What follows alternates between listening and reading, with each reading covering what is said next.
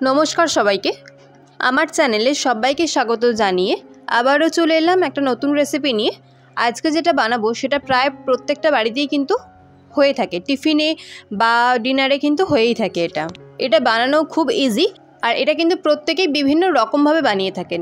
আজকে আমি যেটা রেসিপিটা শেয়ার করেছি একটু অন্যরকমভাবে, খেতেও কিন্তু হয় ভীষণ টেস্টি। তাহলে প্রথম থেকে শেষ পর্যন্ত দেখতে থাকুন, আশা করছি রেসিপিটা ভালো লাগবে। আর আলুর পরোটাটা হবে একদম নরম তুলতুলে, মুখে দিলেই মিলিয়ে যাবে। তার জন্য প্রথমেই তো আমি ময়দা নিয়ে নিয়েছি, আমি যতটা লাগবে সেই হিসেবে নিয়েছি। আপনারা আপনাদের পরিমাণ অনুযায়ী ময়দা বাড়িয়ে বা কমিয়ে নেবেন। তাতে দিলাম স্বাদ মতো একটু নুন और संगे दिलाम एक चामच सादा तेल। आपनारा चाइले किन्तु पुरो मयनटा घिएतेও दिते पारेन, आरो एकटा आलादा रकम टेस्ट हय। आमि जेहेतु घिएते भाजबो सेइजोन्नो आमि तेल दिये मयनटा दिलाम, दिये भालो करे एटाके मयन दिये नेब। तो देखुन एकटा मुठो मतो हये जाच्छे, मयनटा आमि दिये निয়েছি। आमि किन्तु खूब बेशी तेल दिये मयनटा दिइनि, आपनारा एई रकम परिमाण तेल बा घी निये मयनटा देबेन, बेशी मयन देওয়ার दरकार नेই।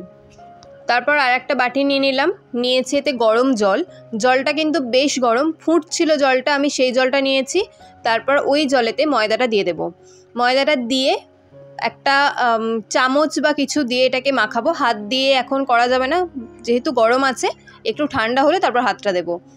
আমি একটা হ্যান্ড হুইস্ক নিয়ে নিয়েছি, তো সেটা দিয়েই আমি একটু মাখিয়ে নিচ্ছি। এটা কিন্তু ময়দাটা মাখানোর জন্য একটু যতটা পারবেন গরম জল ব্যবহার করবেন। গরম জলে ময়দাটা মাখালে খুব বেশি নরম হয় আর খেতেও ভালো হয়। ময়দাটা দিয়ে একটু ভালো করে নাড়িয়ে চাড়িয়ে নিচ্ছি, মানে মিশিয়ে নিচ্ছি।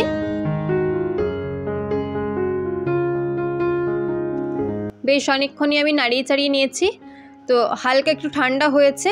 আমি হ্যান্ড হুইস্ক থেকে ময়দাটা ছাড়িয়ে নিচ্ছি। একটু ওয়েট করব, কারণ এখন যেহেতু গরম আছে সেজন্য একটু দাঁড়াবো, তারপরে এটাকে হাত দিয়ে ভালো করে মেখে নেব। দেখে নিশ্চয়ই বুঝতে পারছেন যে ময়দাটা কিন্তু অনেকটাই নরম হয়ে গেছে। তো ময়দাটা আমি একটু নরম করেই মেখেছি। এরপর দেবো অল্প অল্প করে আটা। আমি আটা ময়দা দুটো মিশিয়ে করছি, আপনারা চাইলে শুধু আটা বা শুধু ময়দা দিয়েও করতে পারেন। তো আটা ময়দা মিশিয়ে করলে আরও বেশি, আমার কাছে মনে হয় টেস্ট বেশি ভালো হয়। প্রথমে কিন্তু আমি পুরোটা ময়দা মেখেছি, তারপরে যেটা আমি অল্প অল্প করে দিয়ে মাখছি শুকনো, সেটা হচ্ছে আটা দিয়েছি। তো দেখুন এরকম একটা ডো বানিয়ে নিয়েছি। তো এরপর এটাকে চাপা দিয়ে রেখে দেবো, ততক্ষণে আলুটাকে রেডি করে নেব। তার জন্য আমি সেদ্ধ করা আলু নিয়ে নিয়েছি, আলুগুলোকে খোসা ছাড়িয়ে নিয়েছি। তাতে দিয়ে দিচ্ছি অল্প একটু কয়েকটা দানা গোটা জিরে, তারপর দিলাম একটু গোলমরিচের গুঁড়ো। এরপর দিচ্ছি ভাজা মশলা, এটা হচ্ছে শুকনো লঙ্কা, সঙ্গে রয়েছে গোটা জিরে, গোটা ধনে আর মৌরি, সবটাই নিয়েছি হাফ চামচ করে। সব কিছুকে ড্রাই রোস্ট করে তারপর এটাকে গুঁড়িয়ে রেখেছি, তো সেই মশলাটাই দিয়ে দিলাম। সঙ্গে দিচ্ছি কাঁচা লঙ্কা কুচি, ঝালটা আপনারা স্বাদ অনুযায়ী বাড়িয়ে কমিয়ে নেবেন। আর সঙ্গে দিলাম কসুরি মেথি, হাতে একটু ঘষে নিয়ে দিয়ে দিলাম। স্বাদ মতো নুন তো দিতেই হবে। সঙ্গে দিচ্ছি হাফ চামচ আদা, গ্রেট করে রাখা আদা। এরপর দেব একটু মেন জিনিস, যার জন্য পুরো টেস্ট পাল্টে যাবে, সেটা হচ্ছে কাসুন্দি। একদম হাফ চামচের থেকেও কম আম কাসুন্দি দিয়ে দিলাম। এর জন্য একটা যে ফ্লেভার আসবে না, দারুণ খেতে লাগে, এটা একটা আলাদাই স্মেল আসে। তো এবার সব কিছুকে একসঙ্গে ভালো করে মেখে নেব, চটকে চটকে একটু মেখে নেব ভালো মতো।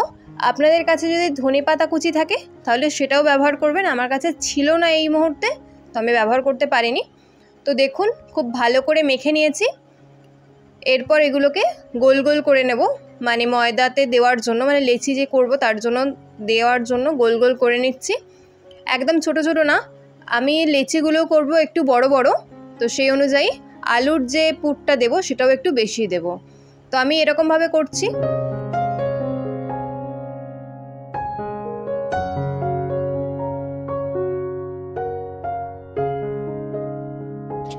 এরপর মেখে রাখা ময়দা থেকে লেচি কেটে নেব। লেচিগুলো কিন্তু আমরা যে রুটি বানাই তার থেকে বড় বড় করব লেচিগুলো।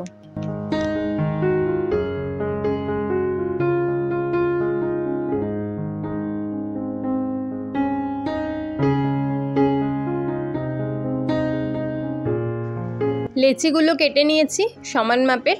তারপর ওই যে পিঠে বানানোর জন্য, মানে পুর পিঠে বানানোর জন্য আমরা যেমনভাবে বাটিটাকে বানাই, চাল গুঁড়োকে মেখে যে বাটি বানাই তারপর ভেতরে পুর দিই, ঠিক সেমভাবে একটা ছোট বাটি বানিয়ে নেব।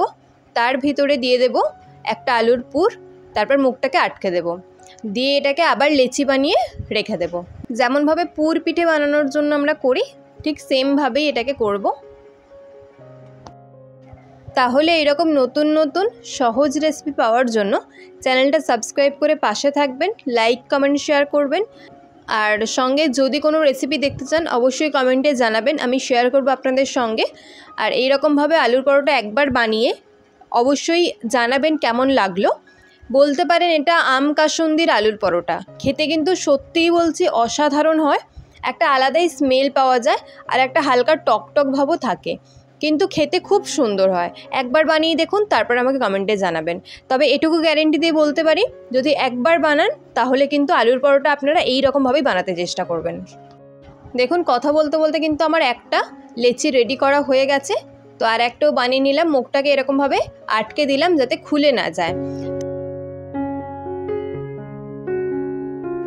তো দেখতেই পাচ্ছেন সবগুলো আমি বানিয়ে নিয়েছি। এরপর এগুলোকে বেলে ভাজবো। তো বেলন চাকি তো লাগছেই, তাতে বেলে নেব। ময়দা দিয়েই বেলবো, তেল ব্যবহার করব না। ময়দা বা আটা, সরি আমি এখানে আটা দিয়েই বেলেছি। আটা দিয়ে প্রথমে একটা লেচিকে নিয়ে হাত দিয়ে একটু চিপে চিপে যাতে আলুর পুরটা চারিদিকে স্প্রেড হয়ে যায় খুব ভালো মতো। তারপর এটাতে অল্প করে আবারও ময়দা বা আটা ছড়িয়ে দিয়ে বেলনটাকে দিয়ে হালকা হাতে বেলে নেব। খুব বেশি প্রেশার দেবো না, তাহলে কিন্তু আলু বেরিয়ে যেতে পারে। তো দেখুন একটু প্রেশার বেশি পড়ে গেছিলো বলে আলু কিন্তু ওই সাইড দিয়ে একটু বেরিয়ে গেছে। অসুবিধা কিচ্ছু নেই, এটা কিন্তু খেতে সত্যিই ভীষণ ভালো হয়। বাচ্চাদেরকে টিফিনে দিতে পারেন বা নিজেদের জন্য জলখাবারে বানিয়ে নিতে পারেন বা ডিনারেও বানাতে পারেন, খেতে কিন্তু সত্যিই ভীষণ ভালো হয়। তো দেখুন আরও একটা বেলে নিচ্ছি। তো বেলে নেওয়া কমপ্লিট। এরপর এগুলোকে সেঁকে নেব, মানে ভাজবো। তার জন্য চাটুতে তো দিয়েই দিয়েছি, উল্টে পাল্টে প্রথমে একটু সেঁকে নেব। তারপর আমি এখানে ঘি দিয়ে ভেজেছি, আপনারা চাইলে তেল দিয়েও ভাজতে পারেন বা বাটার দিয়েও ভাজা যেতে পারে। আমি এখানে ঘি দিয়েই ভেজেছি পুরোটা।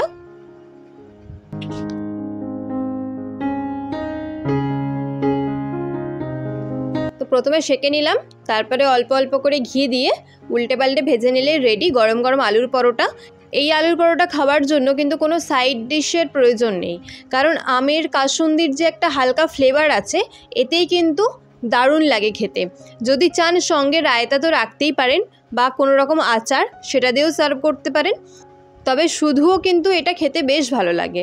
তাহলে আজকের মতো এখানেই শেষ করছি, আবার দেখা হবে অন্য কোনো রেসিপির সঙ্গে। ভালো থাকবেন, সুস্থ থাকবেন, আর এইরকমভাবে আলুর পরোটা অবশ্যই বানিয়ে আমাকে কমেন্ট করে জানাবেন আপনাদের কেমন লেগেছে। আমি কিন্তু আপনাদের কমেন্টের জন্য ওয়েট করে থাকবো। আর অবশ্যই এরকমভাবে আম কাসুন্দি দিয়ে আলুর পরোটাটা একবার বানাবেন, আমাকে কিন্তু কমেন্টে জানাতে ভুলবেন না। আজকের মতো এখানেই শেষ করছি, আবার দেখা হবে অন্য কোনো রেসিপির সঙ্গে। ভালো থাকবেন, সুস্থ থাকবেন, টাটা।